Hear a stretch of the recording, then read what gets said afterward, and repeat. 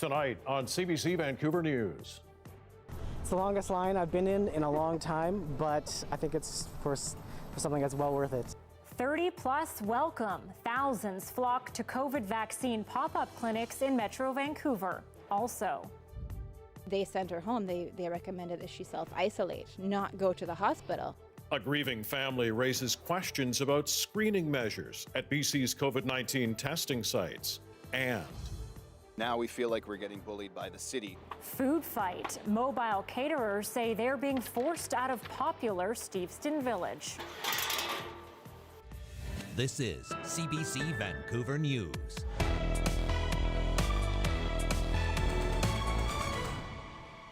good evening and thanks for joining us tonight. They popped up suddenly and thousands lined up. COVID vaccine clinics for those aged 30 plus. The clinics went up this morning in 3 locations in the Fraser Health region. I spent most of the day checking out one in Coquitlam, and let me tell you, getting a shot there was a hot commodity. A seemingly never-ending lineup.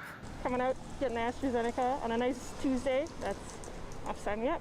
Word got out initially on Reddit this morning. Our photojournalist Ben Nelms raced down to check out what was happening. Got here around 10 o'clock, and there was only a few, maybe 20, 50 people in line.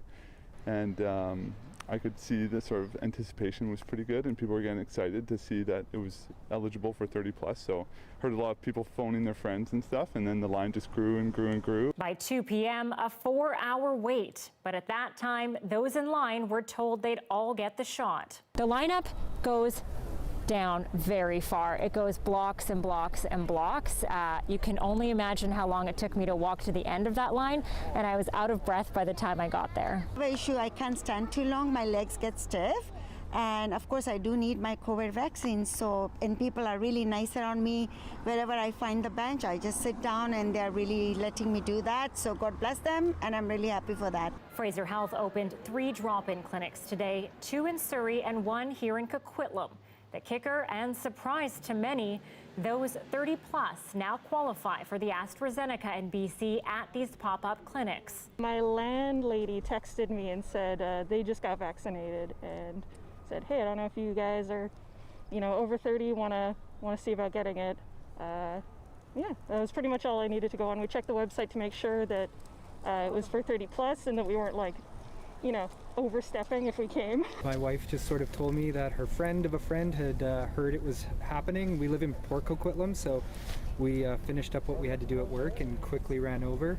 Fraser Health says these clinics are for people in high transmission neighborhoods, but no one was turned away today. And many in the lineup, well, they're from all over Metro Vancouver. We've been in line now for 2 hours exactly. We are very close to getting to the front of the line. How do you feel? Was it worth the wait? I know you said earlier it was. Now, is it? A little more sore now, but still worth the wait. Yes. Totally. Ben and CBC cameraman Mike Zimmer do qualify and ended their day by getting the shot. The hope is there will be more clinics like these in the coming days and weeks. That's pretty wild. Starts on Reddit, spreads like wildfire. Are they still lining up like right now? They're still lining up right now. I understand the lineup is still about 4 hours long. I'm not sure if you'd get the shot if you go line up now, but it was honestly like nothing I've ever seen before, and everyone was really respectful. And are these continuing? Sorry? We asked if they're continuing. We didn't quite get an answer. I believe they are, but they're not going to be releasing the dates ahead of time. So it's kind of a pop onto Reddit in the morning or, listen to CBC and see what's happening. Whatever works. Depends on the supply, too. Absolutely. Okay, now to another COVID story. A grieving family is sounding the alarm on screening measures at BC's COVID-19 testing sites. They say a 46-year-old's life could have been saved if things were handled differently. As Zara Premji reports tonight, there are now new measures in place, but the woman's family fears it may not be enough.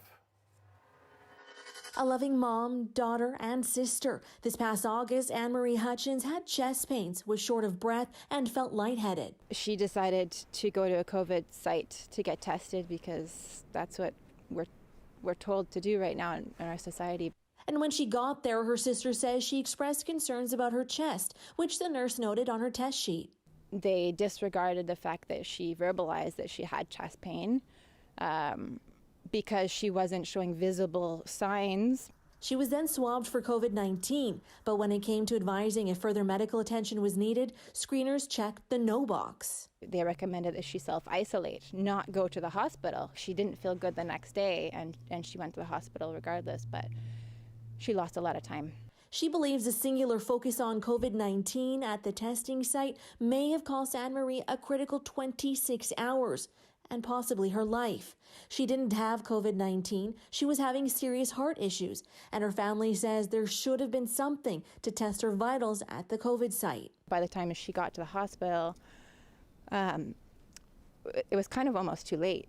Since then, the family has pushed for changes to testing protocols, and now some of those changes have come, including Fraser Health making equipment available to test blood oxygen levels and blood pressure, available at all of its COVID-19 test sites in the event staff decide further medical assessment is needed. At least if the equipment is on hand for those people that need it, then that would be good. Hutchins says although this is all a step in the right direction, she and her family feel the response has fallen short because it hasn't been implemented province-wide.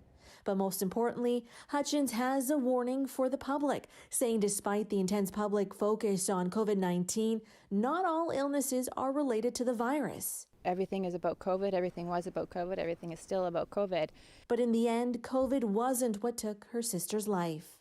Zara Premji, CBC News, Vancouver. For the first time in a month, there are no new COVID-19 deaths to report tonight, as BC confirms 799 new cases. The number of patients in hospital has gone up again, sitting at 500, with 164 in intensive care. An additional 35,000 people were given the COVID-19 vaccine yesterday, with 422 of those being second doses. Okay, we have heard suggestions about COVID-19 disproportionately affecting South Asian communities, and new data tonight is confirming those claims. Justin McElroy has a look at which areas are now being targeted for mass vaccinations. Throughout this pandemic, British Columbia has only given information on COVID cases on a local health area level. And that means while individual cities, we know the case counts about a week after they happen, we don't get them for specific neighborhoods outside of Vancouver until now. And the information we do have paints a very stark picture. Here are the 11 COVID hotspots where AstraZeneca vaccine clinics are set up this week because transmission is so high. 9 of those are in Fraser Valley South, which has had the highest case counts for the entire pandemic, but we've never been able to break it down more by municipality until now. Now, the data is from 2 weeks ago at the height of the third wave, and it shows those hotspots are nearly every community health area in the region where more than 35% of residents are immigrants. And it includes every community health region south of Fraser where more than a quarter of residents are South Asian. For the last year, there have been warnings the pandemic is disproportionately affecting these two groups, and now they have the data to back that out. If we had that data earlier on in the pandemic, then there could have been resources targeted to these areas where we know there have been accessibility issues to information, to testing potentially, and also now with vaccination. And so kind of at all levels of the pandemic, having that data help guide us, kind of strengthen the responses and targeted responses in these areas. Now today, the province expanded the number of people that can take part in these mass vaccine AstraZeneca clinics all the way down to 30 for some of them. But in terms of more numbers, well, we'll have to see on that. We asked the province on Thursday if they would provide that data, not just for 1 week, but for the entire pandemic, and not just for the hotspot neighborhoods, but for every community health area in the province. We still haven't gotten a response. Justin McElroy, CBC News, Vancouver. And the province is committing $500 million to help small and medium businesses in the post-pandemic economy. We'll be representing the values that are important to British Columbians with a triple bottom line focused on people, planet, and profit. Making strategic investments to make sure that the intellectual property, the ideas that are being grown in our post-secondary institutions and in our industrial sectors can stay here. The Premier says the fund will help startups and those hoping to expand their operations while attracting world-class talent to our province.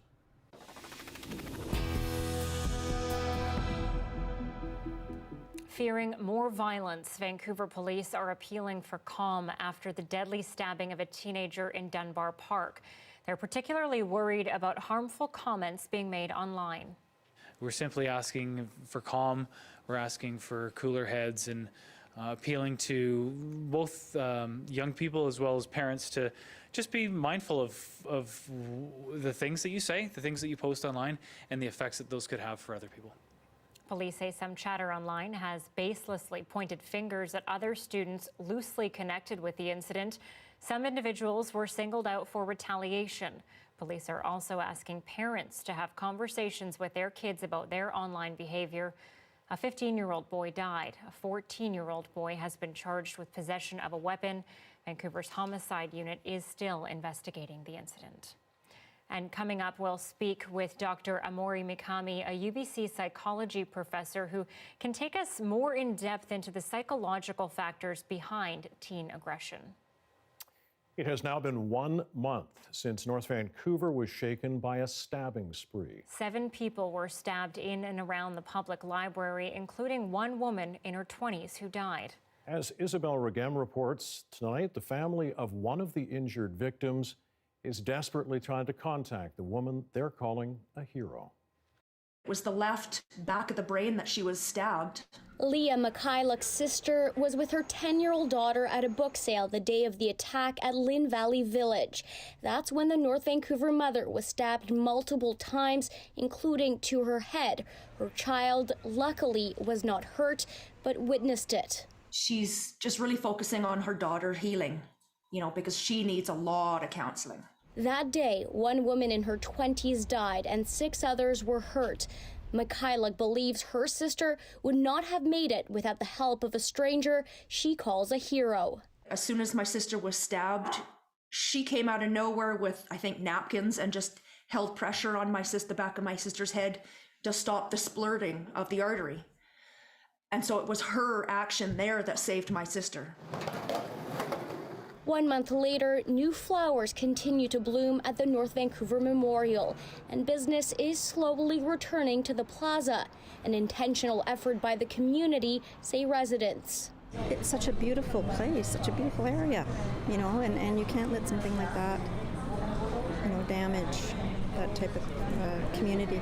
Instead of submitting to the anger and the aggression of the attack and the really dark side of that, to really bring the happiness and the love and joy back into this place. The world is kind of rattling and it's cracking, but it's as it cracks is when the light gets in. So I call it, reclaiming your safe space. Jan Bryant was among counselors called upon to offer support on site days following the incident. She says some may need more than 4 weeks to return. Maybe you just walk in, take a look around and leave. That's all you can handle. Mikhailuk's family is also taking things slow, a healing journey they'd like to share with their hero. If there's any way that me and my family can reach out to the person who saved my sister's life, because we really want to thank her. A thank you that will be another step in recovery. Isabel Regem, CBC News, North Vancouver. A 50-year-old art teacher in Vancouver has been charged with multiple offenses after an alleged sexual assault on a 9-year-old last month. Investigators are concerned that there may be other children that attended Mr. Chen's residence and could have information or could be victims. It's unclear at this time, but we are asking anyone who does have any information to come forward to call investigators. Xiao Ji Chen is alleged to have assaulted the young student in his South Vancouver home during a class. He's charged with 1 count of sexual assault, 1 count of sexual interference, and 1 count of inviting to sexual touching. The Vancouver School Board has voted 8-1 to remove uniformed police officers from 17 school grounds. The sole board trustee opposing the vote says the motion was more centered on police than students. When we started the review, we as a board agreed to center the voices of students, and this motion doesn't center the voices of students. In fact, it centers VPD and RCMP in its very next step. Board trustees voted to terminate the school liaison officer program by the end of June. Vancouver police issued a statement expressing disappointment with the motion. They say they are working to revamp the program to regain student trust. There's been much debate over the effect police presence can have on students, with acts of racism and discrimination among North American police playing a big factor. VSB says they will continue working with police on developing emergency protocols. Food truck owners in Richmond say they're being bullied out of their popular Steveston Village spots by local restaurant owners. And last night, as Eva Yugwen-Senge reports, City Council told the mobile eateries they'll have to hit the road. So, I mean, initially we felt like we were getting bullied by the restaurants. Now we feel like we're getting bullied by the city. The owners of Shameless Buns are frustrated. They argue some Steveston eateries want to run their popular food truck out of the waterfront village. 6 weeks ago, they got a business license to sell their signature Filipino sandwiches there. They pay $250 to rent space in a private parking lot. Since Shameless Buns and another food truck have started coming to Steveston, we've brought this influx of new traffic into the town. People come, they enjoy our truck, they enjoy the other truck, and then they enjoy the town. They walk around, they get an ice cream, they get a coffee, they sit on a patio, they shop in the boutiques. But some of those restaurants complain to the city about the new competition, especially because the trucks don't pay property taxes. You know, where that food truck was right smack dab in the middle of 6 very popular, grab and go places. And, they see the, lineup or, and they're concerned that that customer could have been mine. And some of them were very well versed in that other cities and jurisdictions have rules for food trucks. The city of Richmond now says the food trucks are breaking a bylaw by operating in a parking lot, even though city staff approved the business license, knowing where they'd be located. They feel it's unfair that when they got the business license, now the suggestion is that it's being compromised in some way. The fact is they shouldn't have been given a business license. The fact that they got a business license when they shouldn't have gotten a business license doesn't make it okay. The food truck owners are being told to move to the Britannia shipyards a few kilometers away, an area with far less foot traffic. They're hiding behind bylaw and behind policy and procedure to cater to these handful of merchants that aren't happy. The owners plan to fight the decision at a hearing in May. If they can't stay in Steveston, they say they would rather leave Richmond altogether and set up shop elsewhere. Eva Yugwen-Senge, CBC News, Vancouver. Domestic abuse isn't always physical. It can include a pattern of isolating and dominating a partner. Well, now a federal task force is being asked to look at making it a new crime. One woman spoke with our Tara Carmen about the urgent need for such a law. And a note, we're not identifying her because her case is still before the courts. The fact that one person can do that to another person is so wrong. She thought when she left her marriage, the abuse would stop. Instead, it got worse. Her ex was never physically abusive, but he sent dozens of unwanted texts and emails. He even tracked her phone and showed up at their son's daycare, blocking her car in, ignoring her requests to stop contacting her. I started having panic attacks. I was scared to, leave my house at some points because of that showing up, at different points. Like I was always worried of what's going to happen next. She documented her attempts to get help, reaching out to more than 70 organizations and agencies, including police, who told her that his behavior didn't qualify as harassment. If you have shared custody and he's allowed to be there, there's nothing we can do about it. In Victoria, Sergeant Mike Darling sees this abusive behavior far too often. Sometimes we see that this behavior has been going on in relationships for a long time before there's any violence. It's called coercive control and can be a warning of violence to come. Sergeant Darling wants police to be able to intervene before it gets to that.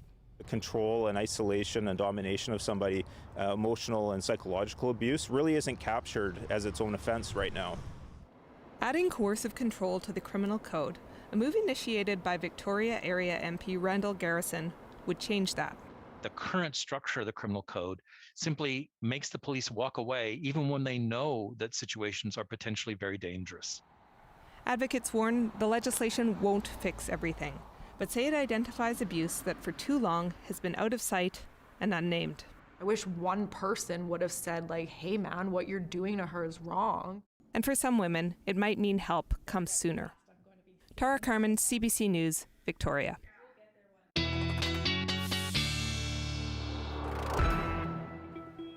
Johanna Wagstaffe here now with our first check at the forecast. I am glancing over at your neck of the woods, Yes. the North Shore Weather Center. There's an ugly dark cloud, it would appear, from my vantage point, pretty close to you. Yes, Mike, that is very astute of you to be checking the radar, checking the skies, because a few sprinkles have just fallen. I feel like I've cleared my name by saying this was a flip-floppy forecast, though. But yes, earlier today it looked like the showers may have held off till more like the overnight hours, but we are seeing a few make their way down to the ground, especially on the North Shore early this evening. Let me show you what the radar looks like. It was sort of a battle between an approaching warm front actually, and high pressure that sunk down in through Washington. Not much showing up on the radar. The island is seeing showers, Nanaimo down through Duncan and Victoria just getting the showers in the past hour. This system will continue advancing inland, but the high pressure in Washington is going to protect us from most of the rain. I do think we will see some more showers through tomorrow before we get a bit of a break and before the real rain moves in for the end of the week. The other side of the story, the temperatures, we were just a touch below seasonal, right now a 14 at YVR. Once we get into this warm pocket, though, for Thursday, temperatures are going to really bump up. But just taking you through that slight chance of a shower before we get into that warm pocket tomorrow, I'd say there's a chance of a few more drops falling tonight and tomorrow morning and tomorrow afternoon. Just a slight chance. And did I mention the flip-flopping? You did mention the Duly noted. All right, thanks, Joe. Well, a Vancouver woman has found a creative way to connect with her neighbors during the pandemic. She has recreated the set of the hit show Friends on her front lawn. As our Gianpaolo Mendoza found out, it's a way for people to feel less isolated during these challenging times.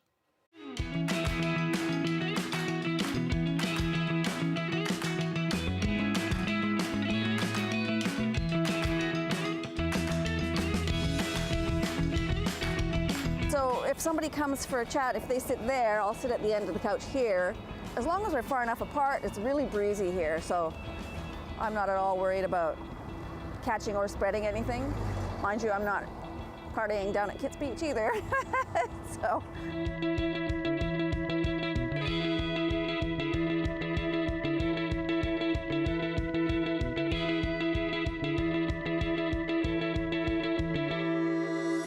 Lots of people discover it by accident because people are getting out more and they're trying to find places in their neighborhood, and this is a wonderful place to walk.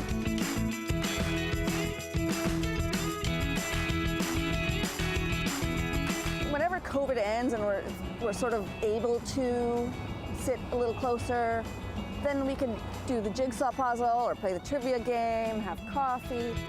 Smelly cat, what are they for you?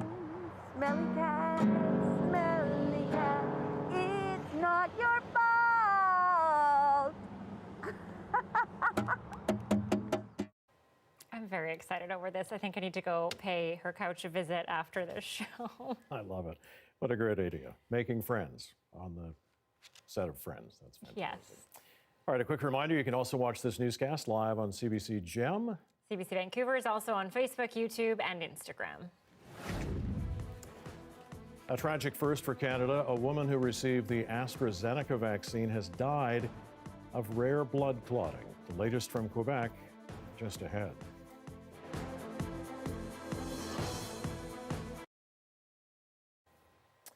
.23 Tuesday night. Thanks for staying with us during our commercial-free live stream tonight.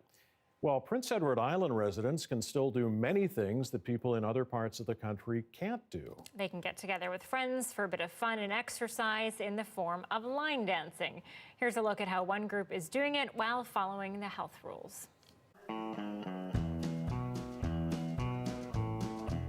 The line dancing and trackety here, it's been a great class. We've ran it a couple of times now. It's a fun time to come out and learn something new, listen to some music and get some physical activity at the same time. We just had an hour of line dancing, good exercise. Looking to get out at least an hour or so every week just to have some exercise and talk to a few people even with your mask on. It's better than not talking to anybody. There's a lot of laughs going on and a lot of people kind of poking fun at one another and everything else. So it's a great social thing for people to come out and do, and it's a mental workout as well as a physical workout. So trying to figure out all those line dances and all those moves and learning it with friends is a lot more fun for sure. We have a lot of fun with each other, and sometimes it's a little difficult to stay 6 feet apart, but you try, you just kind of look to your right or your left and make sure you're in your own little space. Every time that CPHO puts out new guidelines, we make sure that we follow them at each program. We have our waiver forms and also the COVID declaration form that everybody signs at the start of every program. And then also we do our contact tracing sign-in sheet every week as well. Arrows on the floor and walls where needed, and sanitizing stations all over the place, and masks are worn as well. So we take every precaution that we need to. This gives the people a chance to come out and interact with some people again and get that physical activity that they've been seeking, and they get to have a lot of fun while doing it too.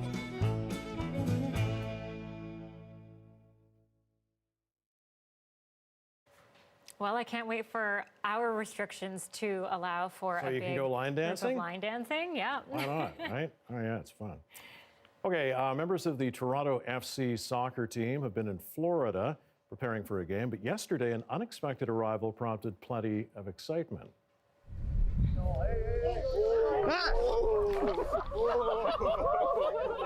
It's good to be in Florida, you know? You can see this. I never see this in Toronto.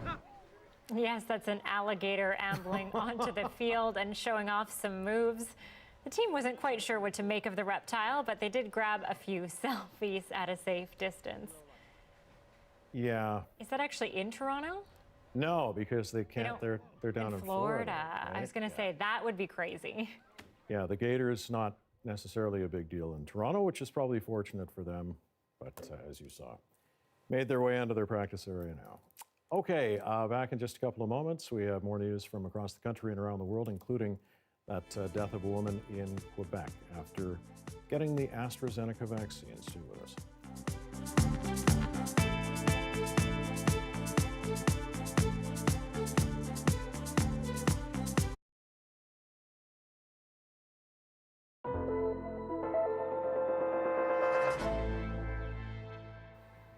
A woman in Quebec has died after getting the AstraZeneca COVID vaccine. The vaccination led to a rare blood clot in her brain. I think this is sad because, I mean, every death we have experienced a number of deaths in the last year, so this is not the first one, and this is very sad. That's very unfortunate, and we are sad about it, but that's the price of vaccination. Health officials say the woman was 54 and in good health. 3 other blood clot cases are now under investigation. It's believed to be the first death in Canada related to the vaccine. Ontario reporting just over 3,200 new COVID-19 cases today.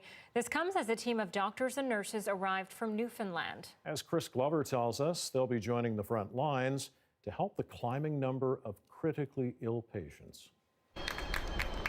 Intensive care reinforcements step off a military plane at Pearson Airport to step into Ontario's COVID battle.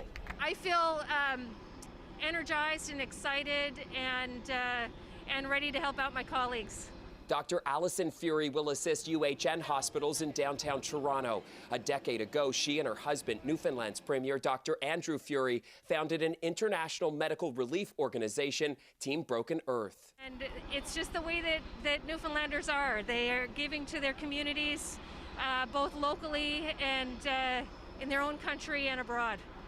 It's Ontario in desperate need of their help right now, with 875 COVID patients in ICU. Up to 3 military teams with potentially a dozen medical personnel each are also coming to help Ontario hospitals, just as they assisted at nursing homes during the first wave of COVID last year.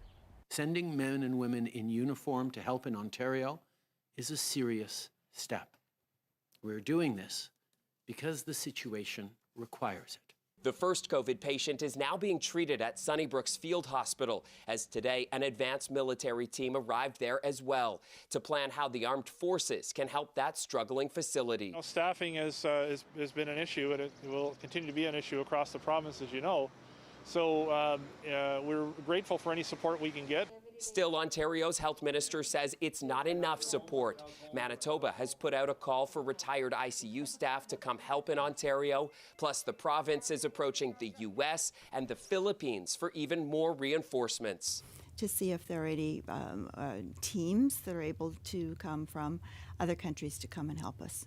Newfoundland is already prepping a second team to come relieve this first crew of 9 ICU workers. And for a province that in 2001 took care of stranded air travelers after the 9/11 attacks and captured such international acclaim, even a Broadway musical was created about it. The world is now witnessing a second act. Someone mentioned to me earlier that there should be a new version of Come From Away, and it should be the Newfoundland 9.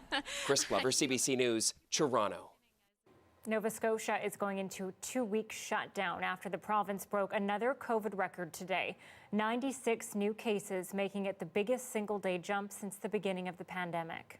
Effective 8 a.m. tomorrow for the next 2 weeks, we are announcing a province-wide shutdown. All schools, public and private, closed. All indoor non-essential services, including shopping malls, retail, and personal care outlets, restaurants and bars, closed to the public. Here's drone footage of the streets of Halifax, already deserted during what would have normally been the start of rush hour. There are far fewer people on the street, the one exception being those in line for a rapid COVID-19 test. About 20,000 people were tested in the province yesterday. Health Canada has updated the safety information for Johnson & Johnson's Janssen vaccine. The label has been revised with information about the signs and symptoms of possible side effects. I love it. I love Health Canada's approach. You have to be honest. You can't ignore the fact that there are some very rare, but of course not 0% risk of blood clots that are associated with this. We also have to appreciate that we're in the midst of a third wave. We've never seen this many cases of COVID-19, and this is a fantastic vaccine. It's very effective. It's a one-shot vaccine. You don't require any fancy cold chain like -80 or -20 freezers. This is a perfect vaccine. Doctor also notes the one-shot vaccine is ideal for vulnerable populations or for anyone who has difficulty accessing health care. The first batch is expected to arrive in Canada later this week. Well, news out of the European Union tonight, fully vaccinated Americans may be able to travel to Europe this summer. Mukta Gebrselassie tells us how that could work and what Canadians can expect for themselves. When the pandemic hit, Claire McCarville flew home to Winnipeg from Italy. Her work and travel plans ended. I had lots of trips planned sort of to other parts of Italy that I really wanted to see, as well as other parts of Europe, because travel around there is so much cheaper to fly from city to city or even take trains. So it was really disappointing. Now the EU and the US are in talks to allow Americans to visit this summer. A COVID-19 passport called a digital green certificate would be required. It would say whether people have recovered from COVID-19, have tested negative, or are fully vaccinated, and list which vaccine. There's no sense of when Canadians might be allowed into Europe, but Prime Minister Justin Trudeau did say today vaccine certificates for international travel are to be expected. How we actually roll that out in alignment with partners and allies around the world is something that we're working on right now to coordinate. I can assure you that our decisions will be based on science. This law professor, Chidi Ogwamanam, says there are ethical concerns as well. We should be doing it as a global community rather than pockets of privileged countries that make vaccines decide to determine who goes to where and who does not go to where. At this point, travel shouldn't be the focus, he says. Aisha Patel, a travel consultant and a nurse, agrees. I think until we get to that point where we have a reasonable amount of our population vaccinated, I think at that point we can start looking at the next step to allowing people to travel. But right now, only about 2% of Canadians are fully vaccinated. And health officials say they're still grappling with many unknowns, including whether vaccinated people who are asymptomatic can spread the virus. Magda Gebrselassie, CBC News, Toronto. An appeal for calm from Vancouver police tonight. It follows the deadly stabbing of a teen this weekend and plenty of online rhetoric. An expert has tips on how to talk to your kids coming up.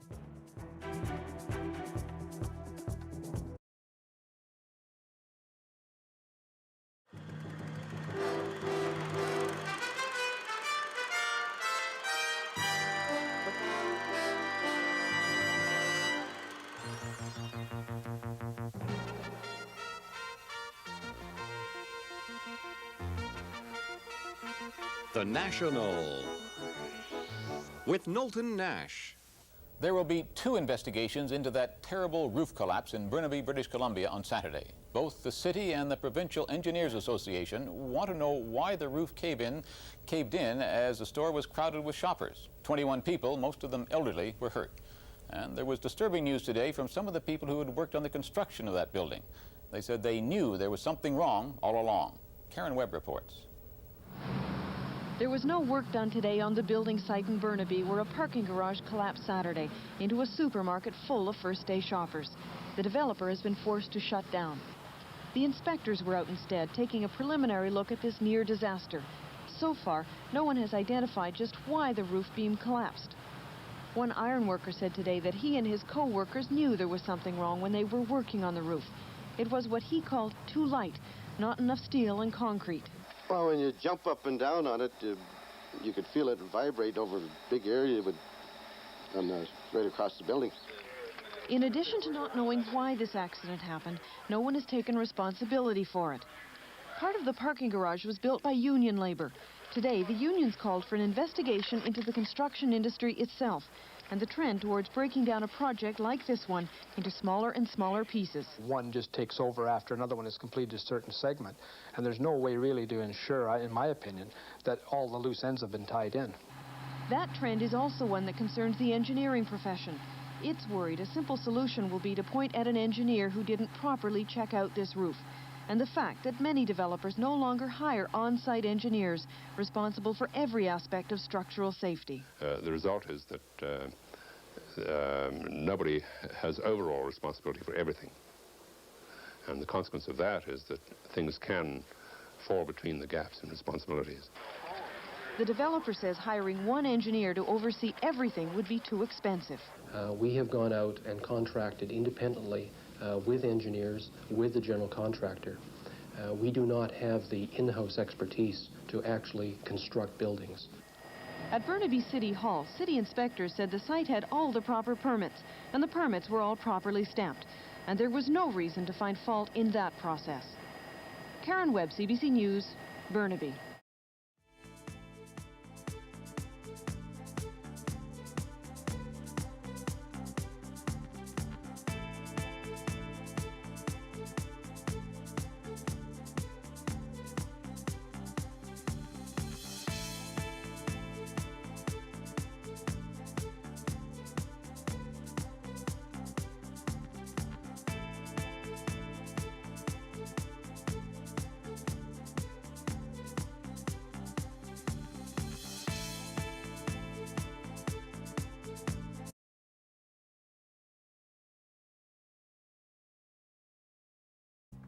Here are some of the stories we're following tonight on CBC Vancouver News.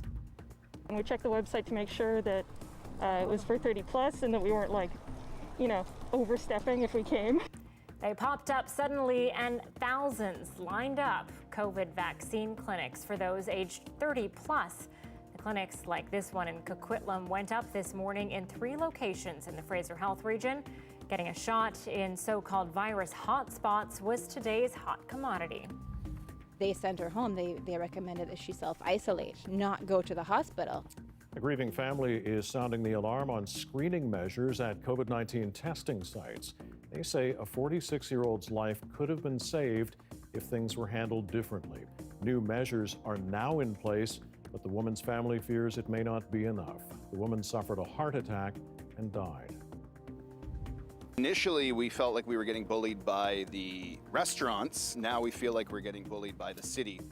Food truck owners in Richmond say they're being bullied out of the popular Steveston Village by local restaurant owners. Last night, City Council told the trucks they'll have to move out or they'll lose their business licenses.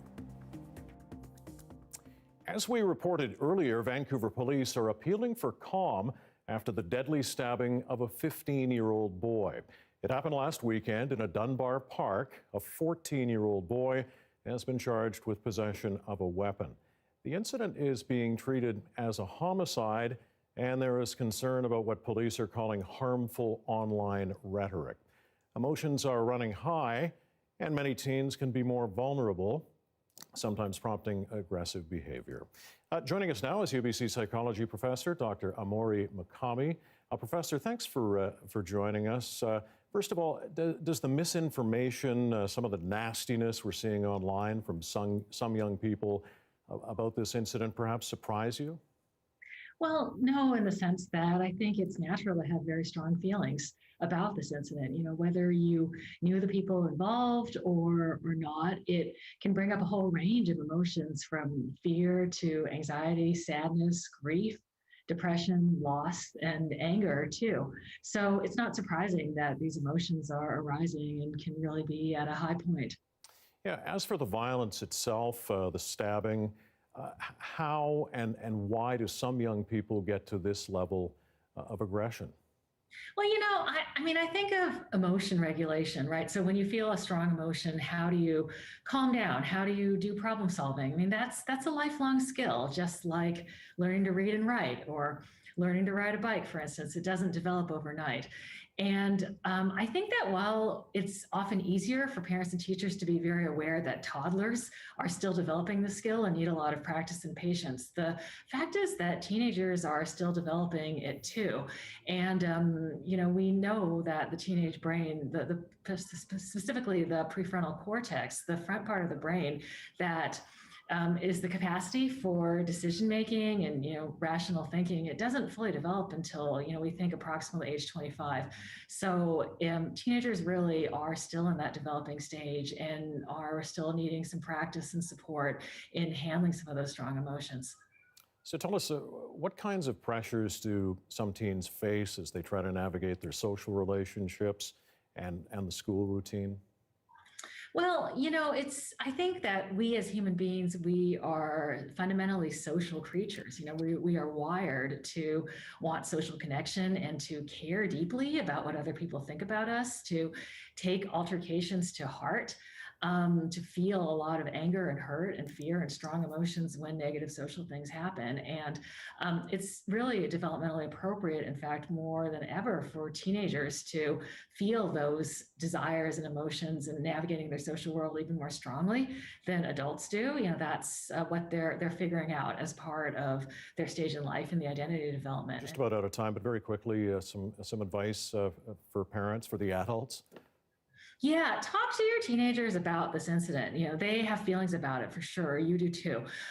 Use this as a good learning opportunity to help them identify those feelings, and also ask them, like, what do you think went wrong in this situation? You know, what do you think could have gone differently? You know, what would you do differently? It's a good learning experience and a way to build those emotion regulation skills. All right, Professor, we thank you very much for your time tonight. We appreciate it. Thank you for having me. What has been the impact of learn-at-home schooling, masks, and lockdowns on child's development? The results from a UK study on the impact on children next. This coming up on 6:43 on this Tuesday evening. Look downtown across the North Shore, a lot of clouds lurking around over there, but another decent day on the South Coast. Plenty of clouds around, a few raindrops in some areas tonight. Will the showers hold off through tomorrow? Johanna's going to let us know next.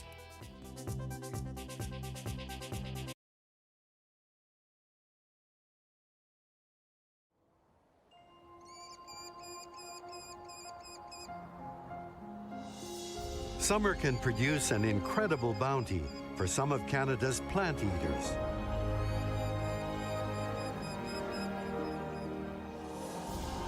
In the Western Mountains, the summer sun triggers a spectacular bloom of color.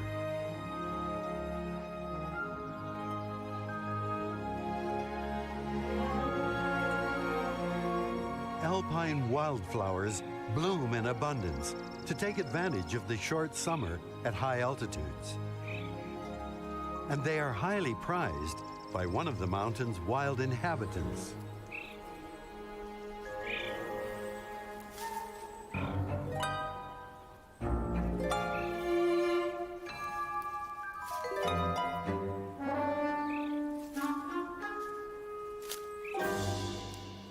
This American pika is hard at work, taking advantage of the short-lived bounty of an alpine summer. She is a wildflower connoisseur. She selects flowers that will provide her with the most nutrients for the coming winter. Pikas don't hibernate, so she must store enough food to last through the long winter ahead. But gathering enough flowers to survive winter is hard work. She makes up to 200 trips a day back and forth to the meadow.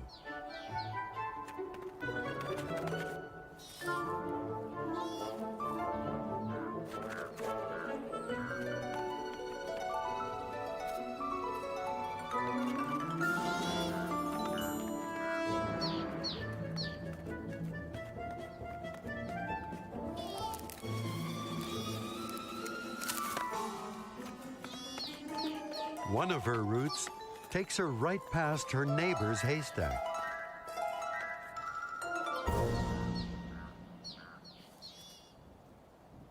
All that harvesting is tiring. And her neighbor's cache is closer than the flower meadow. He's hard at work. And he doesn't seem to notice that his pile is missing a few pieces.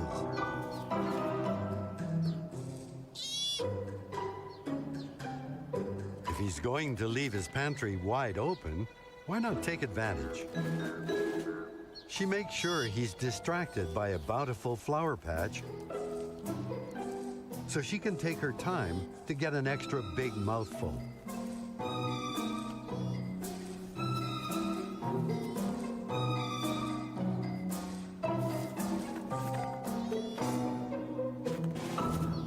Stealing is all in a day's work when you're an ambitious pika preparing for winter.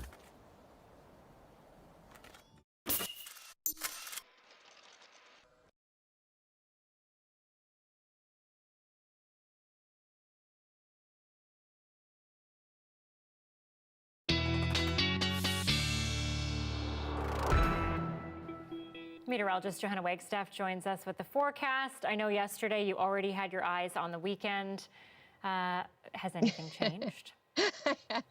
Yes, we're all looking towards the weekend, and so far the sunshine holding steady. We have to get through a few systems, a bit of an up and down forecast, but if you're looking for sunshine this weekend, looking good so far. Let me take you through the current temperatures across the country. Quick look at what's going on from coast to coast. Still dealing with that blizzard in through Nunavut. Rankin Inlet seeing near zero visibility right now, looking at 20 centimeters for most of Nunavut by tomorrow morning.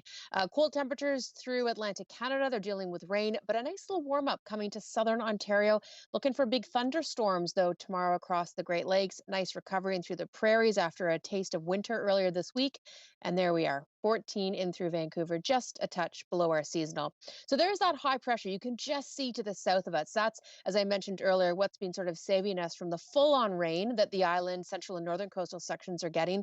It will fill in, though, before we get to the end of the week. There's a couple of low pressure systems riding that jet stream towards the coast. We can't hold them all off, so by Friday, we'll get some rain. This is good rain, though, tracking across to the interior. Definitely that they'll see some showers tonight, places like Kelowna and then over to Cranbrook. Tomorrow night, I should say, Wednesday evening. The fire danger is creeping up. It was low earlier this week, but we'll be watching that closely. A lot of rain through central and northern coastal sections. You can see the model picking up some yellows there. That's a good 20 to 40 millimeters over the next 24 hours. Look at those temperatures from Kamloops down to Kelowna, hitting the low 20s once again as we get into the warm pocket of that system. Hanging on to sunshine in through Cranbrook. Again, you'll see those showers through tomorrow night. I do have some sun in our long range forecast as well for Metro Vancouver, even before the weekend. But check out these temperatures, even warmer as we head into Thursday, mid to high 20s.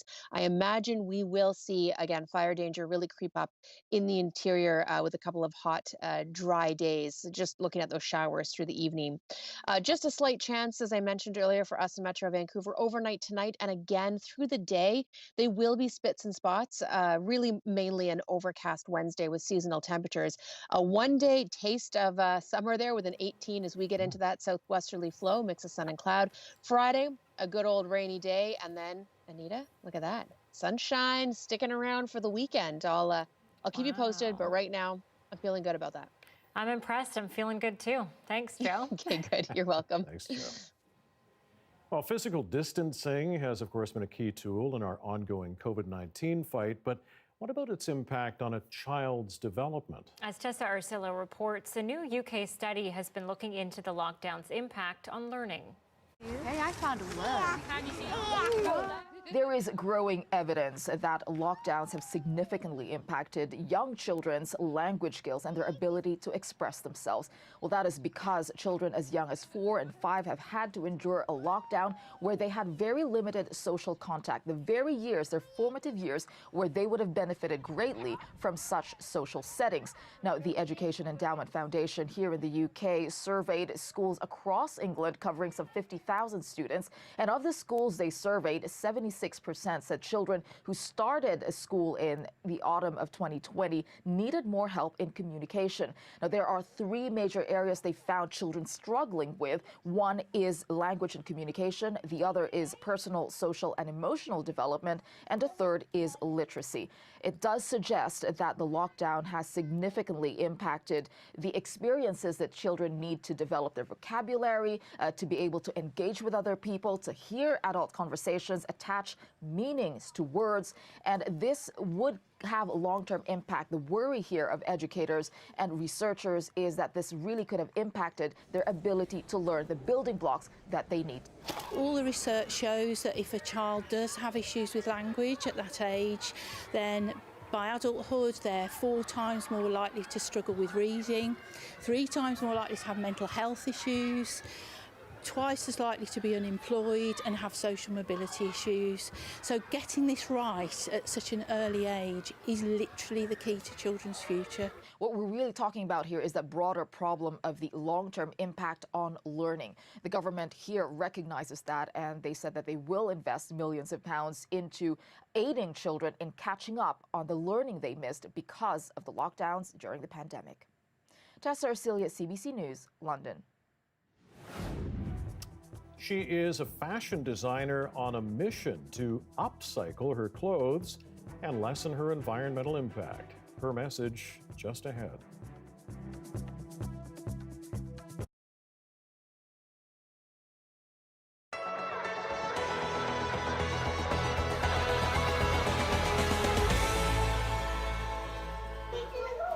It's the homecoming they never imagined possible. A fresh start after 2 terrible years, all because of the generosity of strangers. Wow. Who likes pink? That it will mean a sense of security to live here, to have a home, to have a place that we can call a home. Alvaro Wiggins spent his career working with young people at Hope Blooms and Love, Nova Scotia.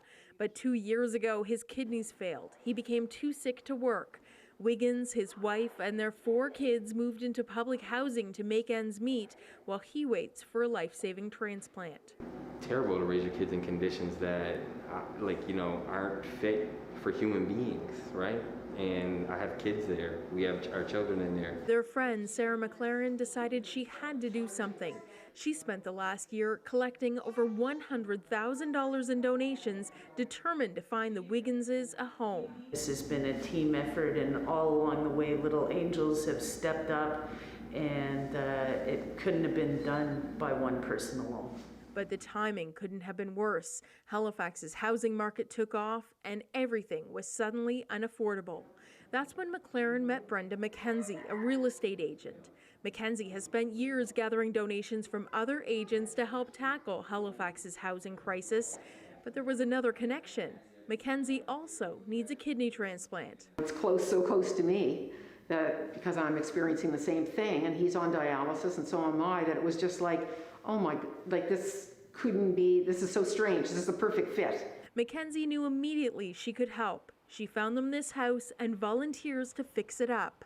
We're going to make a difference in one person's life, one family's life, and my goal is that this is just the start. This specific house was sort of like a miracle house. It was a unicorn house. It was the house that did not exist. They still need to raise nearly $60,000 through their GoFundMe, but in just over a month, the family will move in. They've already picked out their bedrooms, and they're making plans for the yard, an empty house already filled with love. It's probably the most beautiful thing I've gotten to be a part of in my lifetime. This is it. This is a game changer on every level. The family will never forget the first time they ran through these halls when Alea asked her mother, "Do we get to live here forever?" They can't believe the answer is yes. Yes, we're gonna live here forever. I don't even know how to find the words to thank everybody that has supported this dream. Once the move is done, Alea's father says everything will be different. He'll know his children are safe, and thanks to the efforts of strangers, he can once again focus on his health. Carolyn Ray, CBC News, Halifax.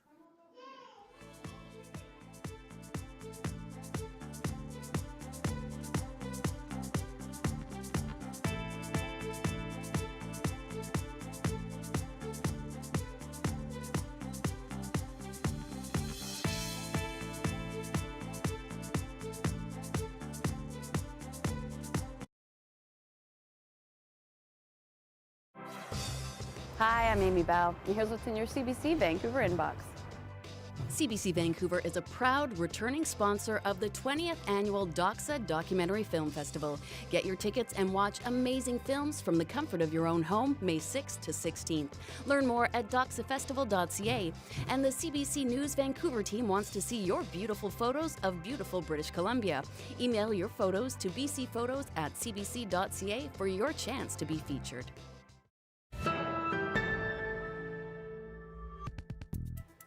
A BC clothing designer is on a mission to reduce textile waste. And she's training and hiring women in addiction recovery to help her make it happen. Take a look. My name is Marianne Matthias, and I'm a co-founder of Osadero Clothing and also founder of the Reruns Clothing Buyback Program. The Reruns Buyback Program is a collaboration with Osadero Clothing where we asked our customers to send back their old Osadero clothing for a store credit. And then we partnered with Union Gospel Mission to employ women from the downtown east side to repair the clothing and then list them online and sell them on a sample sale on our website. The pilot program was for 8 weeks. We employed 3 women and we repaired and sold around 100 garments. Things we do around here is like sewing repairs and learning small business skills. It gave me like a purpose, like it was probably the thing I looked forward to the most in my week. It was just a great thing that I got to do as a result of me being sober. I think it's been helpful for our alumni to be able to come here and know that they're understood, that their story is understood, that they don't need to hide it, and that they can keep working on their own journey and still come to work. So this has been so exciting for me. I tell everyone, I'm like, I'm doing a reruns project with a fashion designer.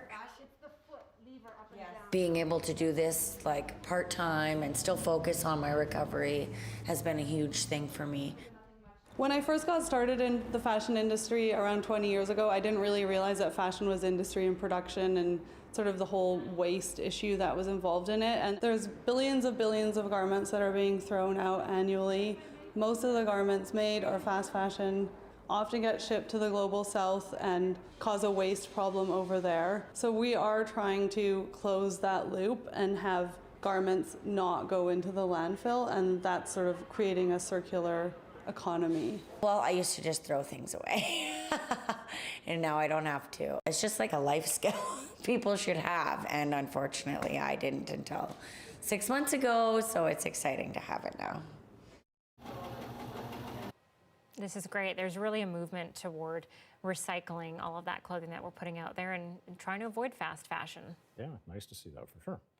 All right, it was a delicate rescue that needed a trained specialist to pull off. But after some tense moments today in Saanich, several ducklings are now back with their mother. Was sitting here giving us a quack, giving us directions. It's a good feeling when you can come to the aid of someone or something helpless. Yes, the miniature mallards had fallen through the grate of a storm drain and they got stuck. Two people nearby tried to lift the heavy grate, but they didn't have any luck. But a plumber made short work of it, as you can see, freeing the ducklings with a milk crate and then reuniting them with Mom. Oh my gosh. There you go. Such a happy ending. So Plumber nice to comes see. in handy. And we debated for a long time what you call a group of ducklings, and we've heard just about everything. And what's your favorite? Incubation, flock, brood, I don't know, heard a bunch. Depends if they're They all- flying or on water. They all work. They all work. But they're back with Mom. Good to see. All right, that is it for our show tonight. You can always watch our newscasts online anytime, cbc.ca/BC. Next local news right here at 11, Dan Burrett after the National. Thanks for watching. Good night.